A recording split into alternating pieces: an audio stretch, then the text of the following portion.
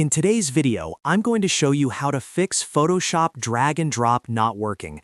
If you've ever tried dragging an image into Photoshop and absolutely nothing happens, you're definitely not alone. This is a pretty common issue that can happen after updates, preference glitches, or even small interface problems inside Photoshop. The good news is that in most cases, it's very easy to fix, and I'm going to walk you through several simple solutions step by step so you can get drag and drop working again quickly. Make sure you watch until the end because one of the final fixes solves the issue for a lot of people. And if this tutorial helps you out, don't forget to hit the like button and subscribe to the channel for more simple Photoshop tips and tutorials. All right, let's jump straight into the fixes.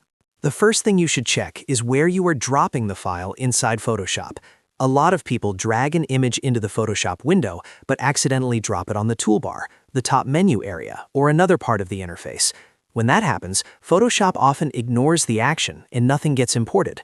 The correct place to drop your file is directly on the canvas, which is the main document area where your image is displayed. Simply open your Photoshop document, drag the image from your folder, and drop it right onto the canvas. Another place that works reliably is the Layers panel. When you drop the image there, Photoshop will automatically create a new layer with that image inside your current document. If drag and drop wasn't working before, try this exact placement first because sometimes the issue is just the drop location. If drag and drop still isn't working, a quick workaround is to use the Place Embedded feature instead. This method imports images the same way drag and drop does and places them on a new layer. To do this, go to the top menu and click File, then select Place Embedded. A file browser will open and you can select the image you want to bring into your project. Click Place, and Photoshop will insert the image directly into your document as a new layer with transform controls, so you can resize or position it. While this doesn't technically fix drag and drop itself, it's a very fast way to continue working on your project without interruptions while you troubleshoot the issue. Next, let's reset Photoshop preferences, because corrupted preferences are one of the most common reasons drag and drop stops working. Preferences store a lot of Photoshop settings, and sometimes they become damaged after updates or crashes. Resetting them often fixes strange interface bugs instantly. To do this, first close Photoshop completely. Now hold down Ctrl, Alt, and Shift on your keyboard while launching Photoshop again. Keep holding those keys until a prompt appears asking if you want to delete the Photoshop settings file. Confirm by clicking Yes or Delete Preferences.